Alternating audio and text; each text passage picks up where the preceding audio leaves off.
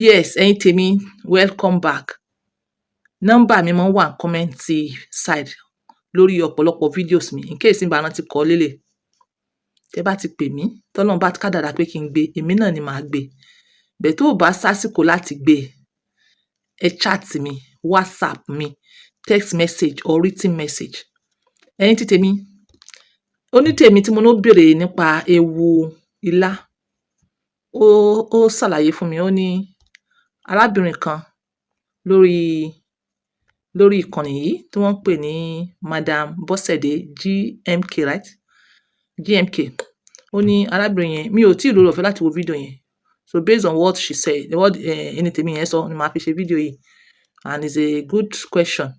Pé kò possible kí ọkùnrin ní blood flow tó máa keep erection more than 10 minutes. Pé kò possible. Wọ́n rí sọ, wọn ò sì rí sọ. Wọ́n rí sọ, wọn ò rí sọ. Even ojú sáyẹ́ǹsì tí wọ́n ti wò, sáyẹ́ǹsì náà jẹ́ kó yé wa pé individual differences. Individual differences. Then àkókò àti ṣe happy birthday sí Alhaji mi Tósìn Ali Akila. Happy birthday, sir. Long life and prosperities.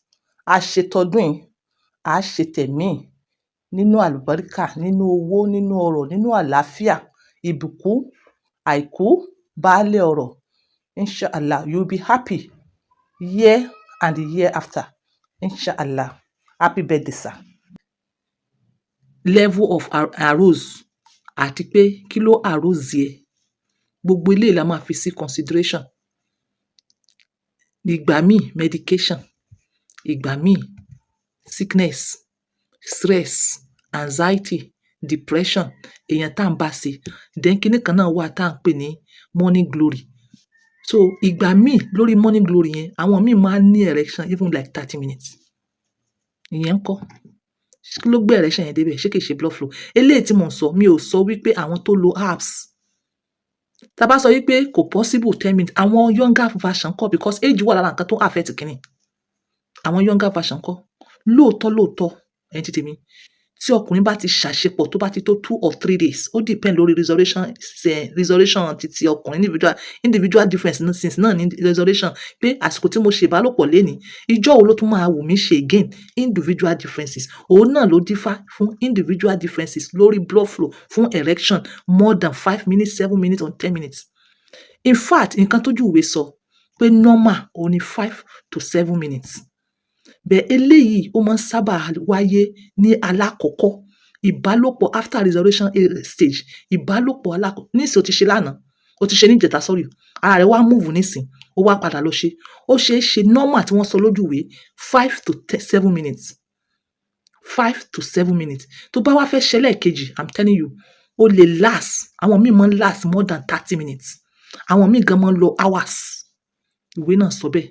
So kò pọn dandan pé nítorí pé èèyàn kan sọ wípé tí tòun 10 minutes àbí nítorí pé wọ́n sọ lójú ìwé pé 5 to 7 minutes or èèyàn kan sọ wípé yes 10 minutes. Oníkálukú ní bóyá ibi tó ti ń get information, you understand? Individual difference nǹkan. Àwọn tá a sì ń wí wọn ò lò kankan. Age wà lára nǹkan tó ń affect ẹ, sickness wà lára nǹkan tó ń affect ẹ, nǹkan tó gbé ẹ débẹ̀ tó jẹ́ kó wà arose wà lára nǹkan tó affect ẹ. Morning glory ẹ, how many minutes ló máa ń last ní morning glory? How many minutes? Gbogbo ẹ̀ ó ní consideration. Okay, nígbà tí wọ́n bá sọ wípé kò normal kí blood flow kó wà fún erection fún 10 minutes. Àwọn tó wà more than 10 minutes ńkọ́ tí wọn ò dẹ̀ lò kankan. Ṣé ẹ máa sọ wípé àwọn wà abnormal? Wọn ò wà abnormal. Ara yàtọ̀. Nǹkan tó gbé wa débẹ̀ yàtọ̀. Even diet yàtọ̀. Depression, environment yàtọ̀. Èèyàn tí mo fẹ́ bá ṣàṣepọ̀ yàtọ̀. Oríṣiríṣi àwọn kiní yìí la máa fi sí consideration tó ń gbé ọkùnrin débẹ̀. In as much as restoration stage ọkùnrin yàtọ̀tọ̀ varies from one person to another. Definitely erection time náà máa yàtọ̀. Alákọ̀ọ́kọ́ mo sọ fún yín, ó ṣe é ṣe kó má last more than 10 minutes. Ó ṣe é ṣe kó má last more than 10 minutes ní alákọ̀ọ́kọ́. Ìwọ tí ọkàn rẹ bá wà ńbẹ̀, àfi tó bá lo nǹkan. àbí tó bá jẹ́ a younger person, yes. So gbogbo ẹ̀yin tẹ́ bá tètè da tọwọ́ yín lẹ̀, gbogbo ẹ̀yin tẹ́ bá tètè da tọwọ́ yín lẹ̀, gbogbo ẹ̀yin tẹ́ bá tètè dà ní first round, it is not a curse, it is normal. But mò ń tètè dà yẹn náà kò gbọdọ̀ jẹ́ extreme ní first time o. Kò gbọdọ̀ jẹ́ 1 minute, kò gbọdọ̀ jẹ́ 2 minutes, kò gbọdọ̀ jẹ́ 3 minutes. Ojú ìwé sọ pé 5 to 7 minutes.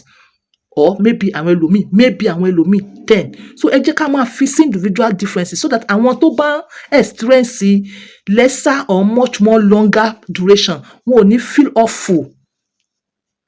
A yàtọ̀ síra wa, a yàtọ̀.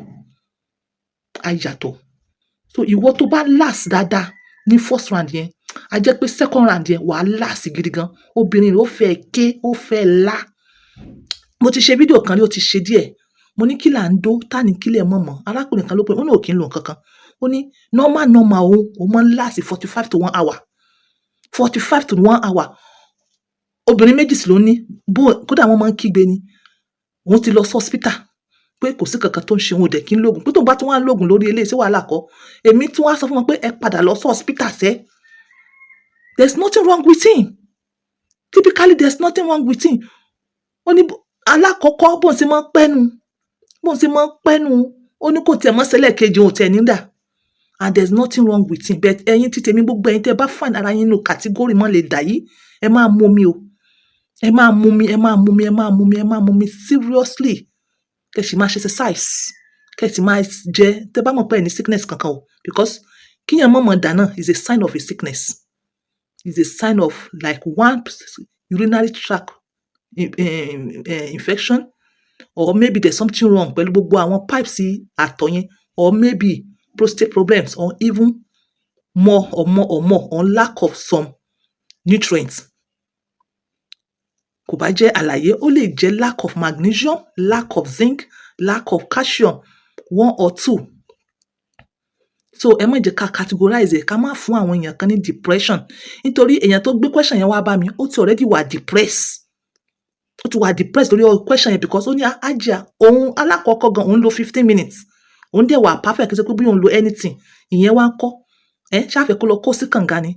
Ẹ máa rántí sọ individual differences. In as much as resurrection stage yàtọ̀tọ̀.